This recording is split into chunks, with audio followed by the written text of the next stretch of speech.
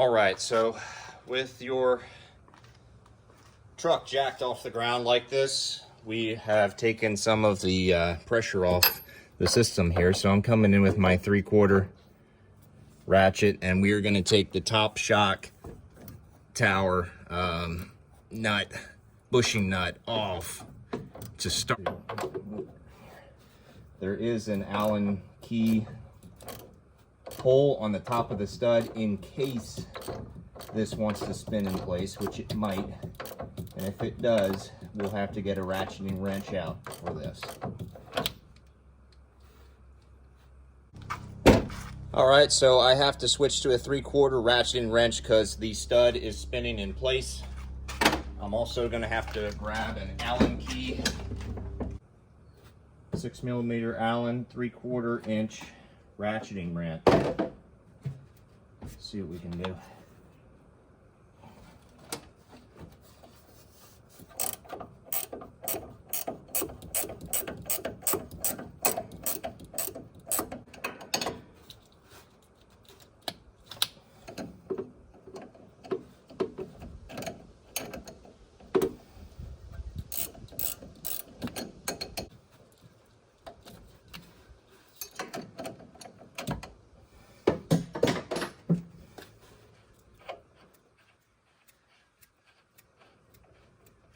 Okay, so there goes our nut. And then on the top, we have one washer and one bushing. You can see the pointy side of the bushing faces down. So remember that for reinstall. And then we have on the top 3 shock tower bolts, which are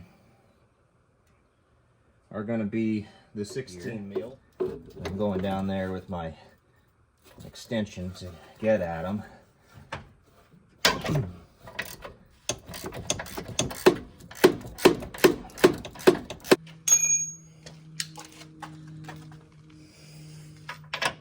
This should be a lot easier, maybe.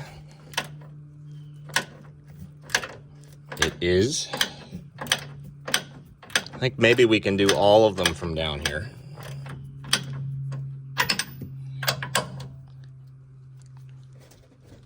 Oh, there we go.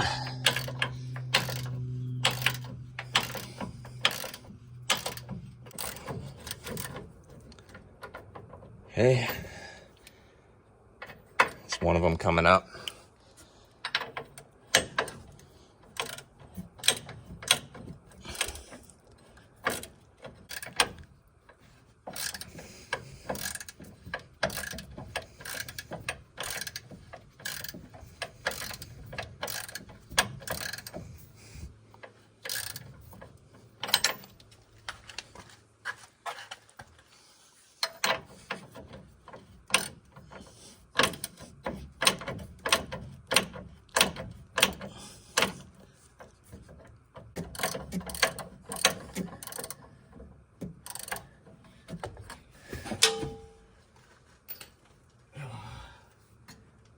Hey, they are rusty and hot too.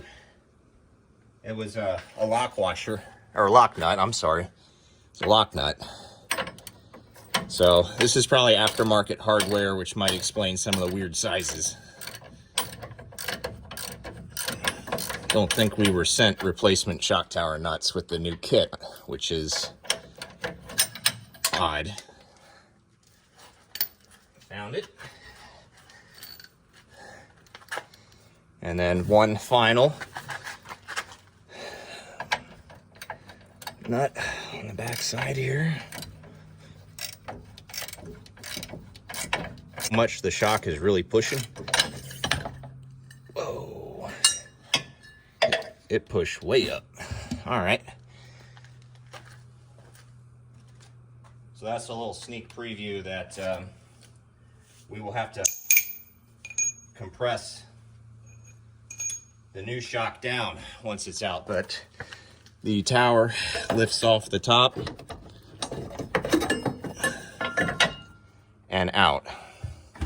So that's the top.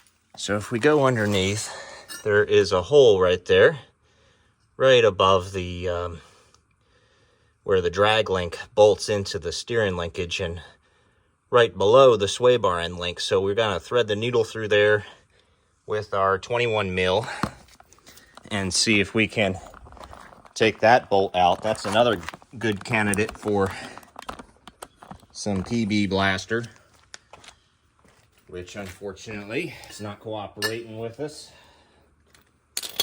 So we're just gonna have to wrestle it.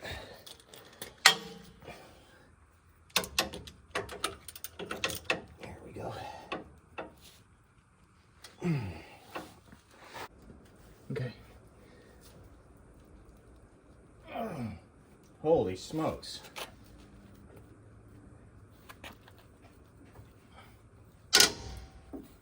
There we go. That's gonna be rough.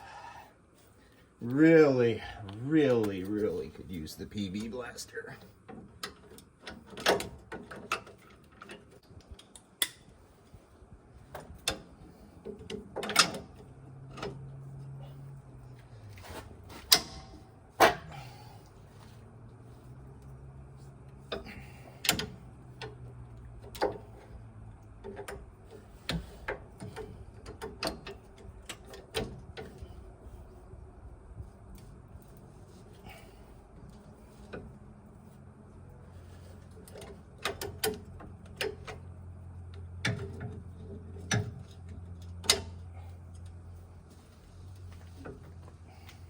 Easier when you have room to work.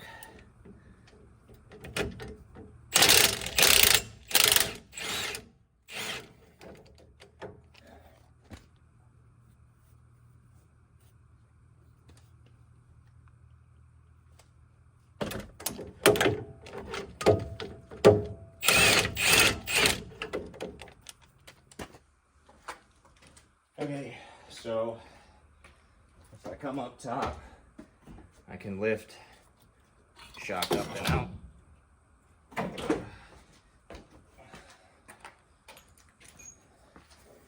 Here it is. Okay, let's go grab our new shock. Compress things.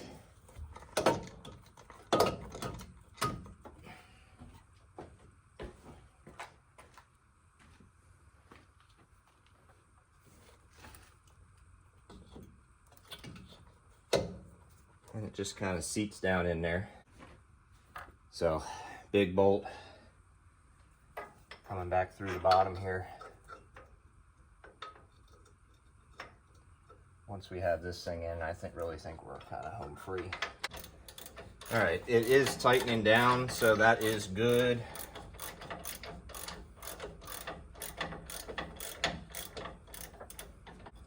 We already have 400 and some odd thousand miles and 441,000, and yeah, these shocks should outlive the truck, I think.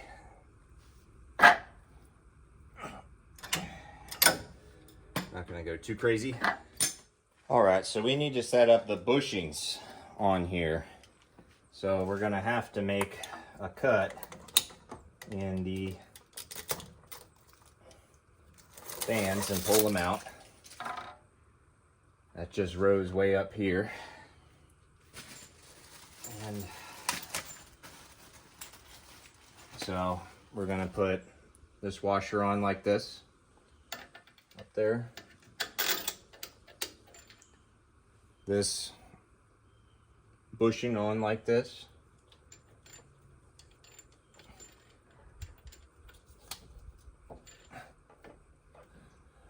Press it down, and then our shock tower goes up and over the top.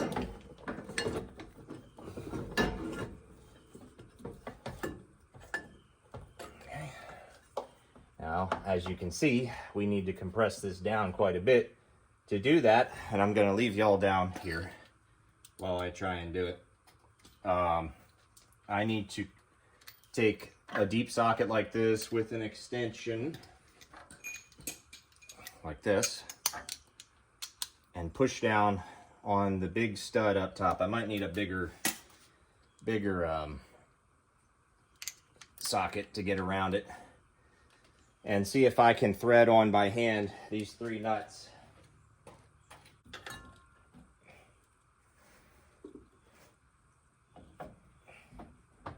This is where it might help to have a friend.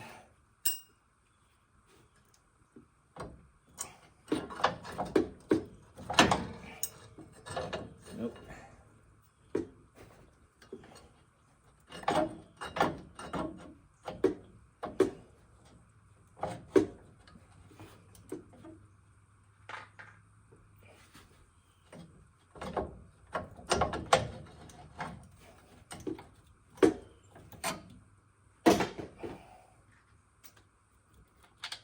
I'm able to hold it there by hand, which is good.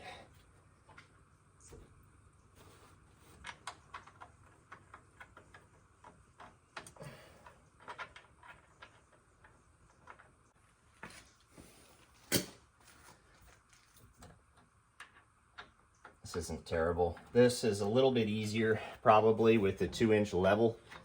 Otherwise I would have had to compress more than I've done here.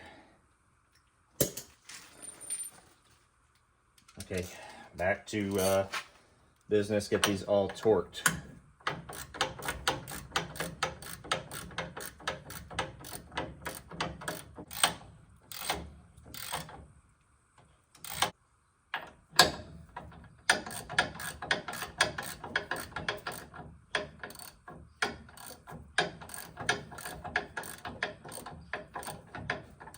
I have a replacement nut to cap it off, lock nut. We have a washer and we have another bushing. Bushing goes first this time. Pointy side facing down into the shock tower. Just like that. Washer on top like this. It all just sandwiches basically. It's total opposite of the other side. And then this is where we tighten things down. Use the Allen key likely again. Use the 3/4 ratchet up there.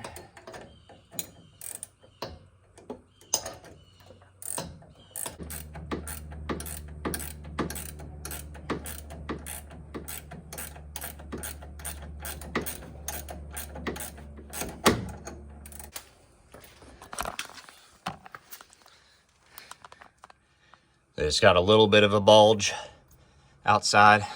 That's good.